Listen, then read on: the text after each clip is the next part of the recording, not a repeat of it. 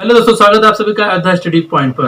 तो दोस्तों, जैसा हम अधिगम का पढ़ रहे थे, तो अधिगम का सिद्धांत पढ़ने के बाद जो हमने लास्ट वीडियो में जो देखा वो अल्बर्ट बांडुरा का जो सिद्धांत था वो देखा। आज हम जो पढ़ने जा रहे हैं वो है कि रॉबर्ट एम गेने ने अपने प्रयोग में कैसे क्या किया था। तो रॉबर्ट एम गेने ने जो किया था, इनका जो प्रयोग था वो 8 स्टेप्स में था, इसलिए इनके प्रयोग को हम क्या कहते हैं, अष्टपदीय सोपानके का सिद्धांत। इनका जो अधिगम स्तर था, सबसे निम्न जो अधिगम स्तर था वो अधिगम स्तर था संकेत अधिगम स्तर, और जो सबसे अधिकतम स्तर था वो जो अधिगम स्तर था वो समस्या समाधान का स्तर था। तो इनके जो सिद्धांत का जो सबसे इम्पोर्टेंट मतलब सबसे जो अच्छी चीज है वो जो है ये व्यवहारवादी सिद्धांत और संज्ञानवादी सिद्धांत जो हमने पढ़ा था, ये दोनों का कंबाइंड रूप है। क्योंकि इनके जो अष्टपदीय मतलब जो 8 स्टेप है इनके सिद्धांत में, स्टेप नंबर 1 से लेकर 3 तक जो है इनका अधिगम जो है, इनके अकॉर्डिंग अधिगम जो है मानव और पशु दोनों कर सकता है, और जो कि 4 से लेकर 8 तक जो है अधिगम जो है वो सिर्फ और सिर्फ मानव कर सकता है। तो इसलिए जो इनका अष्टपदीय सोपानके का सिद्धांत ये जो है संज्ञानवादी और व्यवहारवादी दोनों से मिलता जुलता है। तो दोस्तों, आज का जो अधिगम सिद्धांत है ये काफी हमको मजा आने वाला है पढ़ने में।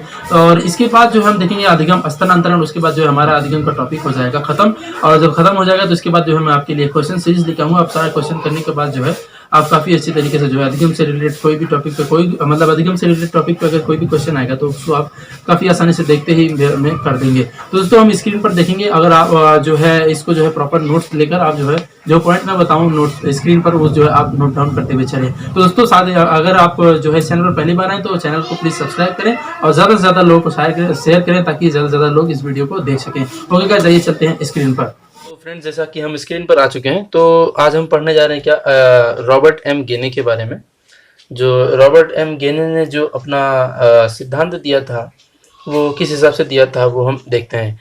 तो हम किसका पढ़ने जा रहे हैं, रॉबर्ट एम गेने के, है ना, या फिर रॉबर्ट गेने के बारे में। सॉरी, यहाँ पर मैंने रॉबर्ट हिंदी में लिख दिया तो कोई बात नहीं। तो यहाँ पर जो है क्या है, रॉबर्ट एम गेने के बारे में पढ़ेंगे। तो जैसा कि रॉबर्ट एम गेने का, जैसे मैंने वीडियो में बताया कि इनका जो सिद्धांत है अधिगम का वो जो है व्यवहारवाद और संज्ञानवाद सिद्धांत दोनों देखने को इसमें मिलता है। क्योंकि व्यवहारवाद सिद्धांत में हमने देखा कि व्यवहारवाद सिद्धांत जो था वो उसे मानव और पशु दोनों कर सकता था, और संज्ञानवाद जो सिद्धांत था अधिगम का उसके अकॉर्डिंग जो था वो अधिगम केवल मानव कर सकता था।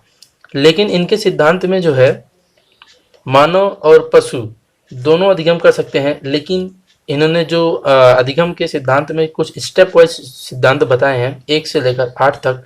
इसीलिए इनके जो सिद्धांत है इनका, इस सिद्धांत को हम क्या कहते हैं, अष्टपदीय यानी कि 8 पद हैं, अष्टपदीय सोपानकी का सिद्धांत।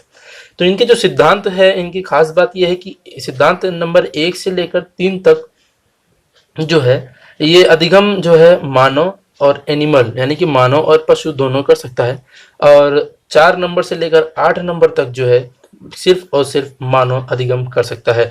तो इनके जो सिद्धांत की, रॉबर्ट एम गेने की जो खास बात है क्या है, व्यवहारवाद, और इनके इस सिद्धांत में व्यवहारवाद सिद्धांत और संज्ञानवाद सिद्धांत दोनों देखने को मिलते हैं। कौन कौन से, व्यवहारवाद और संज्ञानवाद, कौन से, संज्ञानवाद दोनों देखने को मिलते हैं।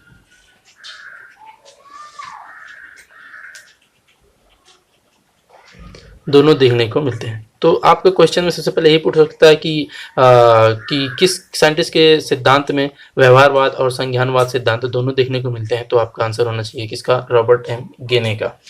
तो रॉबर्ट एम गेने का जो सिद्धांत है इसको हम अष्टपदीय सोपानके का सिद्धांत भी कहते हैं। क्या कहते हैं, आर एम गेने का जो सिद्धांत है इसको हम क्या कहते हैं, अष्टपदीय। पदीय यानी कि पद किसको कहते हैं, स्टेप को, है ना। अष्टपदीय सोपानकी का सिद्धांत, अष्टपदीय सोपान का एक में रहेगा, अष्टपदीय सोपानकी का सिद्धांत। तो ये इसलिए है क्यों, क्योंकि इसमें क्या है, 8 चरण है, 8 चरण जो है इन्होंने बताया है, राइट। तो 8 चरण इन्होंने किस हिसाब से बताया, आइए हम थोड़ा सा इसको ट्रायंगल में देखते हैं कि किस हिसाब से इन्होंने 8 चरण बताए हैं कि जो सिद्धांत है वो किस हिसाब से जो है अधिगम कर सकता है। तो जैसा कि अगर हम यहाँ पर देखें, अगर थोड़ा साइड में देखते हैं, यहाँ से एक ये ट्रायंगल में देखेंगे, उसके बाद जो हम एक एक करके सारे सिद्धांत देखेंगे किस हिसाब से क्या था इसमें।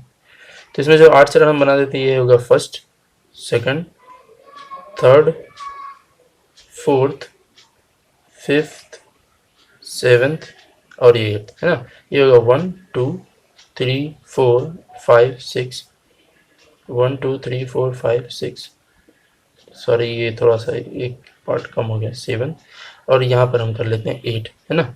यहाँ पर कर लेते हैं हम क्या, 8। तो इन्होंने जो पहला स्टेप था इसके अधिगम का, या इसकी श्रृंखला का जो पहला था वो क्या था, संकेत अधिगम स्तर, है ना। क्या था, संकेत अधिगम स्तर।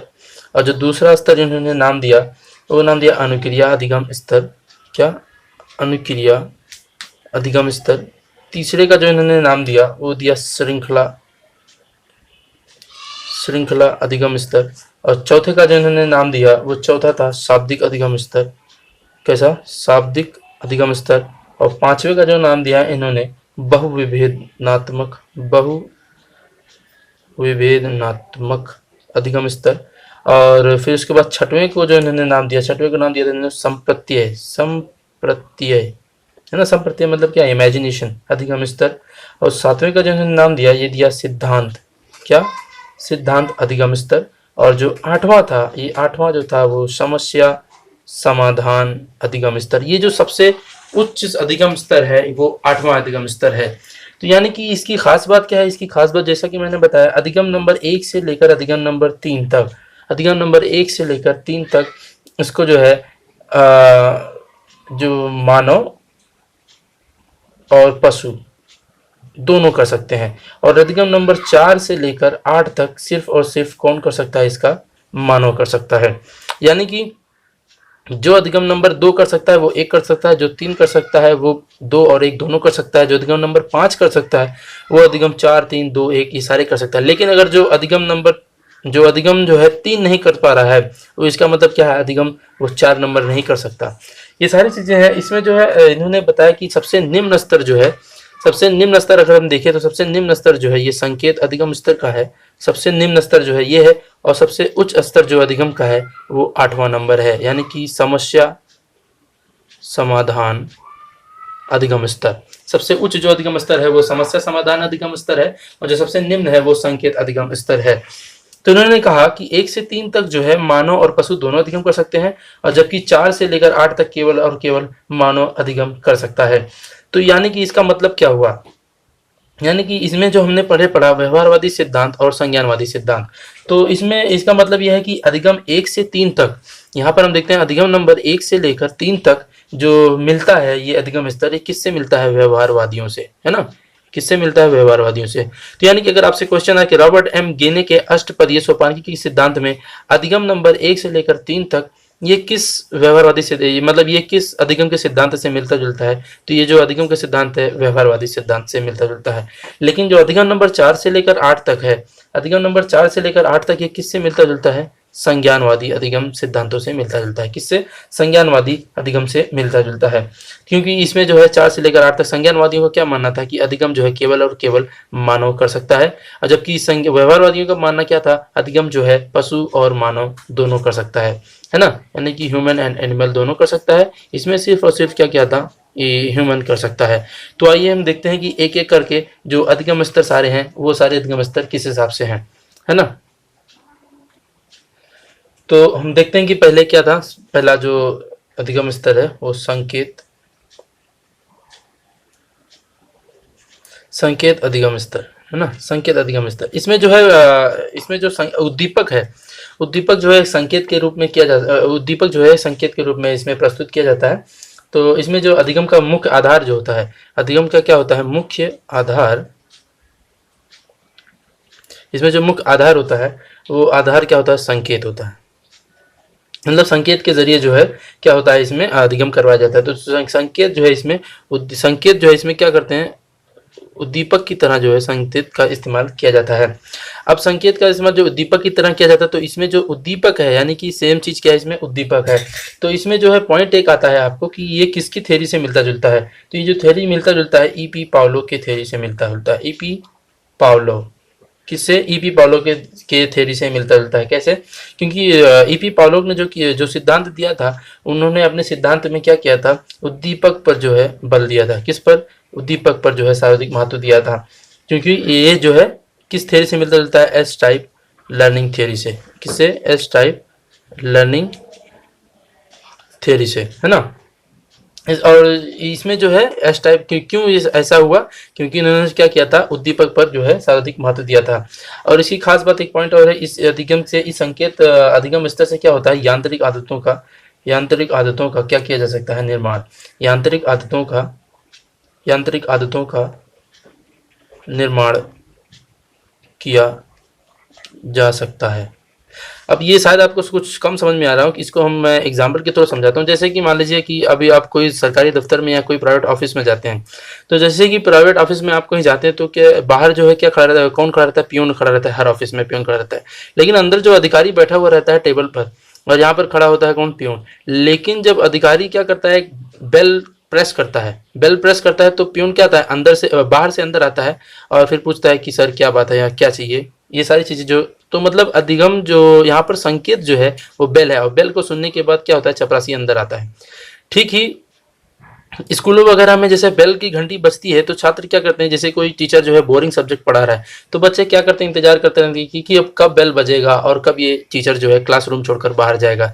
यानी कि वहां पर संकेत क्या है? संकेत जो है, जो बेल की जो घंटी बज रही है, वो घंटी बजते ही छात्र क्या समझ जाएगा कि अब टीचर का जो बोरिंग पीरियड है ये अब खत्म हो चुका, अब टीचर जो है जाएगा यहाँ से। तो उनको कैसे पता चला? उस संकेत से। संकेत कहाँ से आई? उस बेल से। तो शायद आपको इसके थ्रू आपको ज्यादा समझ में आया होगा। तो जो दूसरा स्टेप है इसमें, जो दूसरा है इसमें, और ये वाला जो है अधिगम जो है मानव और पशु दोनों कर सकता है। दूसरा जो है अनुक्रिया उद्दीपक अधिगम स्तर। क्या है? अनुक्रिया उद्दीपक अधिगम स्तर, है ना। अनुक्रिया उद्दीपक अधिगम स्तर। इसको अनुक्रिया उद्दीपक अधिगम स्तर क्यों कहते हैं? ये देखिए, इसमें जो है अनुक्रिया करता होता है और यहाँ पर क्या होता है? उद्दीपक, या क्या होता है? उद्दीपक।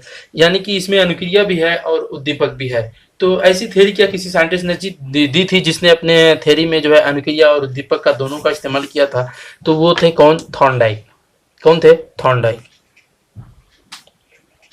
थॉर्नडाइक, है ना। तो ये थ्योरी किससे मिलती जुलती है? S R type learning theory से। S R type learning theory से। ये किसकी थ्योरी से मिलती जुलती है? S R type learning theory से मिलती जुलती है, क्योंकि इसमें क्या है? अनुक्रिया भी है और उद्दीपक भी है। तो थॉर्नडाइक ने जो अपना प्रयोग किया था उसमें जो है एस आर टाइप जो है लर्निंग थ्योरी थी वो, जैसा कि मैंने आपके पहले वीडियो में पढ़ाया है। तो दोस्तों अगर आप ये वीडियो देख रहे हैं तो पहले जाकर मेरा अधिगम का जो थॉर्नडाइक का थ्योरी है वो मैंने पूरा अलग वीडियो बनाया है, वो वीडियो देखिए। फिर वहां से आने के बाद यहाँ पर आप देखेंगे तो ये आपको प्रॉपर समझ में आएगा। तो इसमें जो क्या किया जाता है, इसमें जो है अनुक्रिया और उद्दीपक के बीच में क्या किया जाता है? अनुबंधन करवाया जाता है। जैसे इसमें बच्चों के सामने क्या किया जाता है? उद्दीपक पेश किया जाता है। बच्चों के सामने क्या किया जाता है? उद्दीपक रखा जाता है। जैसे उद्दीपक यहाँ पर क्या है? ए फॉर क्या होता है? एप्पल, है ना। यहाँ पर क्या है? A for Apple. तो यानी कि यहाँ पर क्या है? आर एस रेस्पॉन्स है, और यहाँ पर जो स्टिमुलस है या उद्दीपक जो है वो सेव है। यानी कि ए का मतलब सुनते ही विद्यार्थी क्या समझ जाएगा? ए फॉर एप्पल, है ना। ए फॉर एप्पल यहाँ पर, इसीलिए जो है यहाँ पर जो अनुक्रिया उद्दीपक है वो एप्पल है और अनुक्रिया जो है वो ए है। ए से जो अनुक्रिया करेगा वो सीधा एप्पल पर पहुंचेगा। तो आइए हम देखते हैं कि तीसरी जो इनकी जो थी वो कौन सी अधिगम थी। वो तीसरा जो था वो श्रृंखला अधिगम स्तर। श्रृंखला अधिगम स्तर कौन सा था? श्रृंखला, यानी कि सीरीज वाइज, जो एक मतलब एक सिस्टम के बेस पे जो ये अधिगम होता है 1 by 1 होता है।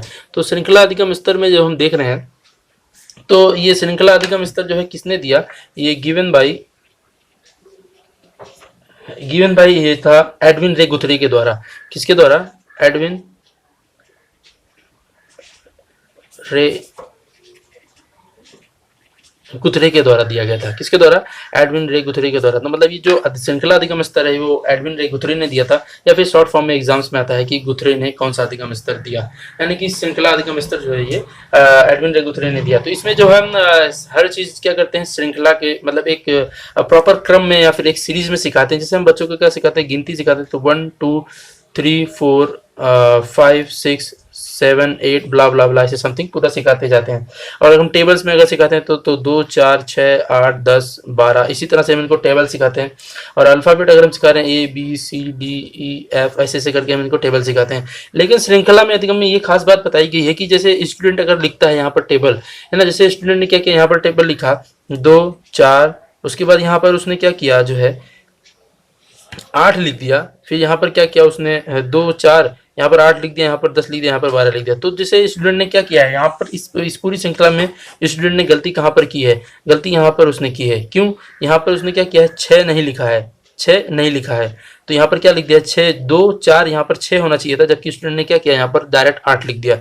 तो इसमें जो है अध्यापक को क्या करना चाहिए, ये पूरी श्रृंखला को गलत ना काटे, बल्कि श्रृंखला के जिस भाग में गलती है, श्रृंखला के जिस भाग में गलती वहां पर स्टूडेंट को काट के समझाना चाहिए कि यहाँ पर श्रृंखला के इस भाग में गलती है और यहाँ पर जो है पहले 6 आएगा उसके बाद 8 आएगा। दूसरा एग्जांपल देखते हैं इसी के थ्रू। अगर जैसे कि कोई चीज है, जैसे बोलना है मुझ या पसंद है, राइट, जैसे क्या बोला स्टूडेंट ने मुझ यह पसंद है, तो आप क्या करेंगे इस पूरी श्रृंखला को गलत नहीं काटेंगे, है ना, क्योंकि श्रृंखला पूरी श्रृंखला में गलती नहीं, गलती क्या है सिर्फ मुझ में। तो आप जो उस छात्र को बताएंगे कि यहाँ पर जो है मुझ नहीं मुझे आएगा, बाकी यह पसंद है जो है सही है। तो दोस्तों ये जो है ये जो था एडविन रे गुथरी ने दिया क्या, श्रृंखला अधिगम स्तर। तो श्रृंखला अधिगम स्तर जो तीनों, जो संकेत अधिगम स्तर, अनुक्रिया उद्दीपक अधिगम स्तर और श्रृंखला अधिगम स्तर, तो जो पहला संकेत अधिगम स्तर है ये जो है एस टाइप लर्निंग थ्योरी या ईपी पावलोव की थ्योरी से मिलता जुलता है, और जो अनुक्रिया अधिगम स्तर है वो थॉर्नडाइक के एसआर टाइप लर्निंग थ्योरी से मिलता जुलता है, और जो थर्ड है श्रृंखला अधिगम स्तर, तो श्रृंखला अधिगम स्तर जो है इसको किसने दिया, एडविन रे गुथरी ने दिया। तो ये जो तीनों अधिगम स्तर है इसकी खास बात यह है कि इसको जो है मानव और पशु दोनों कर सकता है। तो आइए हम देखते हैं कि चौथा अधिगम स्तर यानी कि शाब्दिक वर्बल लर्निंग स्टेप्स क्या है वो देखते हैं। तो दोस्तों चौथे नंबर का जो अधिगम स्तर है, चौथे नंबर का अधिगम स्तर शाब्दिक अधिगम स्तर, कौन सा, शाब्दिक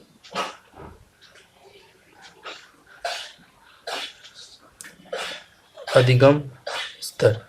शाब्दिक अधिगम स्तर में जो ये सारी चीजें जो देखी जाती हैं, यानी कि व्यवहार में जो परिवर्तन शब्दों के द्वारा होता है वो जो होता है शाब्दिक अधिगम स्तर कहलाता है। यानी कि व्यवहार में यदि व्यवहार में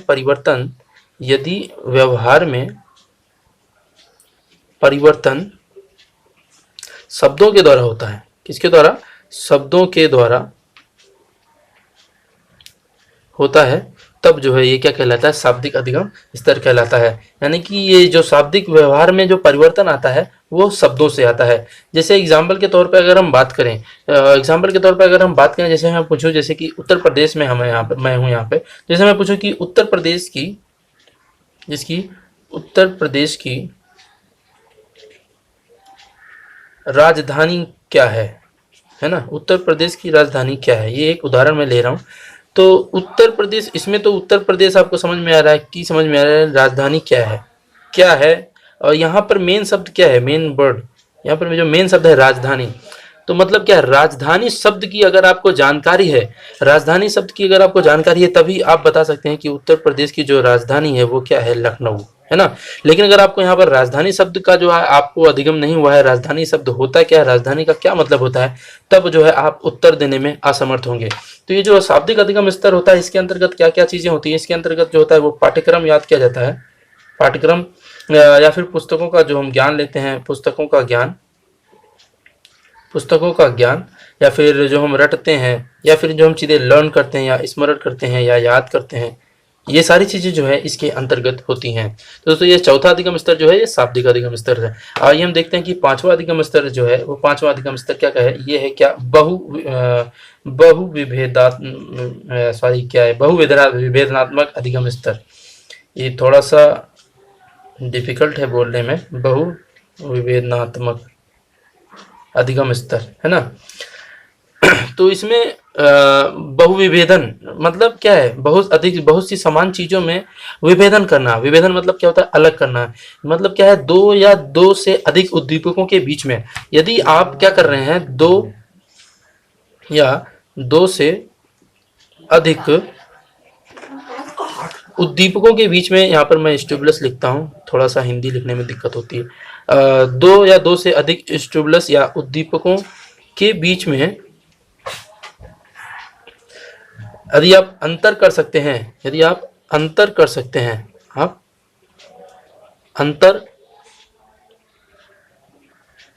कर सकते हैं। तो इसका मतलब क्या हुआ, आप जो है बहुविभेदात्मक अधिगम स्तर कर सकते हैं। जैसे यहाँ पर अगर हम शब्द लें कनक, जैसे हिंदी में दोहे वगैरह आते हैं ना कि कनक कनक के 100 गुनी मादकता अधिका है, ये सारी जो है पूरा मेरे को याद नहीं है। तो यहाँ पर जैसे हम उदाहरण के तौर पर लें, एक होता है कनक, है ना, दूसरा भी यहाँ पर क्या है कनक, है ना। तो कनक, यहाँ पर एक कनक का मतलब क्या है सोना, और दूसरे कनक का मतलब क्या है धतूरा। इसी तरह से एक और है हिंदी का जो वाक्यांश है वो है क्या, कि सारंग ले सारंग उड़े सारंग पुगे पाए, जे सारंग सारंग कहते सारंग से मुख से सारंग छूट जाए। तो यहाँ पर जो सारंग है, सारंग, एक सारंग का मतलब तो यहाँ पर मोड़ दिया गया है, लेकिन जो दूसरा सारंग है उसका मतलब क्या है सांप। तो ये दोनों जो उद्दीपक हैं दोनों तो सेम है, लेकिन इनका अर्थ जो है अलग अलग है। तो बहुविभेदात्मक अधिगम जो है यही कहता है कि दो या दो से अधिक जो उद्दीपक हैं उनके बीच में अगर आप अधिगम अंतर कर पाते हैं तो जो है आप बहुविभेदात्मक अधिगम स्तर पर हैं।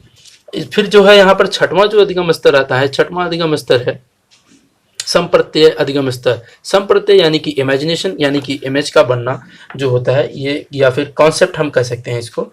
छठवां जो है संप्रत्यय अधिगम स्तर, संप्रत्यय अधिगम स्तर। ये जो संप्रत्यय अधिगम स्तर है यानी कि इसको हम कॉन्सेप्ट भी कह सकते हैं। क्या कॉन्सेप्ट, यानी कि इसमें जो ब्रेन में बनने वाला जो इमेज होता है, जैसे मैं कहूँ कि कोई पानी है, पानी, गर्म पानी रखा हुआ आपको पता नहीं है, अचानक आप उस पानी को छूने जा रहे हैं, मैं सामने से बोला अरे वो पानी उबल रहा है, छूना मत नहीं तो जल जाओगे। उबल रहा है मतलब उबलता हुआ पानी है, तो इसका मतलब क्या है, आपको उबलता हुआ का समझ में आ रहा है कि हाँ उबलना क्या होता है। जैसे मैं यहाँ पर एक एग्जाम्पल लिखूँ पानी के तौर पर, एग्जाम्पल एक मैं लिखता हूँ यहाँ पर, I think it is clear visible. तो यहाँ पर लिख रहा हूँ मैं 100 डिग्री सेल्सियस पर, 100 डिग्री सेल्सियस पर जो है उबलता जल स्किन को या त्वचा को जला देता है। क्या करता है, जला देता है। तो इसका मतलब क्या है, जो 100 डिग्री सेल्सियस है और उबलता हुआ यहाँ पर जल और त्वचा, ये जो अंडरलाइन वर्ड्स मैंने लिखी हुई है, अंडरलाइन जो किया हुआ है, इसका मतलब क्या है, यदि आप इन अंडरलाइन वर्ड को समझ सकते हैं, यानी कि अगर आप इसको 100 डिग्री सेल्सियस को और उबलना क्या होता है और फिर स्किन या जल और स्किन, ये जो 4 वर्ड हैं अगर इनको आप समझ सकते हैं तो ही जो है आप पूरे सेंटेंस का मतलब समझ सकते हैं, अन्यथा आपको सेंटेंस का मतलब समझ में नहीं आएगा। तो ये जो होता है यही होता है क्या, संप्रत्यय यानी कि कॉन्सेप्ट। यानी कि इसमें क्या दिया गया है, इसमें कॉन्सेप्ट दिया गया, मतलब 100 डिग्री सेल्सियस पर अगर जल है और आप उसको छुएंगे तो क्या होगा, आपकी स्किन जो है जल जाएगी। तो आइए हम देखते हैं कि सातवां अधिगम स्तर क्या है। सातवां अधिगम स्तर जो है वो है सिद्धांत अधिगम स्तर। यानी कि इसमें जो डिफरेंट साइंटिस्ट ने जो सारे सिद्धांत दिए हुए होते हैं, जैसे कि हर चीज पृथ्वी की तरफ ही क्यों आकर्षित होती है, या पर वापस ऊपर फेंकी हुई वस्तु नीचे वापस पृथ्वी पर क्यों गिरती है, या फिर इसी हिसाब से जो सारे सिद्धांत दिए गए हैं वो सारे सिद्धांत जो है इसके अंतर्गत आते हैं। तो सिद्धांत अधिगम स्तर हम देखते हैं, 7वां नंबर क्या है, सिद्धांत अधिगम स्तर। यानी कि इसमें अगर आपके अंदर प्रिंसिपल्स को जो साइंटिस्ट के द्वारा दिए जाते हैं, सिद्धांतों को, अगर आपके अंदर सिद्धांतों को समझने की कैपेबिलिटी अगर मौजूद है तो हम उसको क्या कहेंगे कि सिद्धांत अधिगम स्तर आप कर सकते हैं। यानी कि जैसे हम यहाँ पर बोलते हैं कि ऊपर फेंकी हुई वस्तु वापस धरती पर गिरती है, जैसे हम क्या कहें, एक एग्जाम्पल के तौर पर अगर हम कहें कि ऊपर फेंकी वस्तु वापस नीचे आती है ना, वापस क्या करती है, नीचे आती है। ये क्या एक सिद्धांत है ना, किसके कारण, ग्रेविटी के, किसके कारण, ग्रेविटी के कारण जो है ऊपर फेंकी हुई कोई भी वस्तु आप ऊपर फेंकेंगे तो वह नीचे आएगी। तो इसका मतलब अगर ये जो सेंटेंस लिखा है, ये सेंटेंस अगर आपको समझ में आ रहा है तो इसका मतलब क्या है कि आप सिद्धांत अधिगम स्तर पर जो है आप काम कर सकते हैं, या सिद्धांत अधिगम स्तर पर आप जो है अपना लर्निंग कर रहे हैं। तो हम दूसरा जो 8वां देखते हैं, और जो 8वां है ये सबसे उच्च अधिगम स्तर है, समस्या समाधान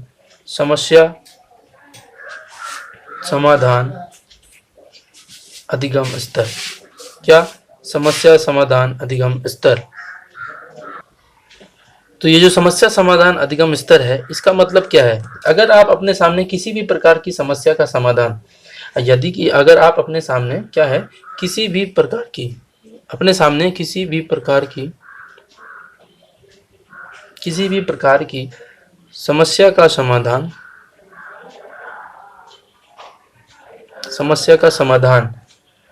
अपनी बुद्धि या चिंतन, या फिर मानसिक शक्तियों से करते हैं,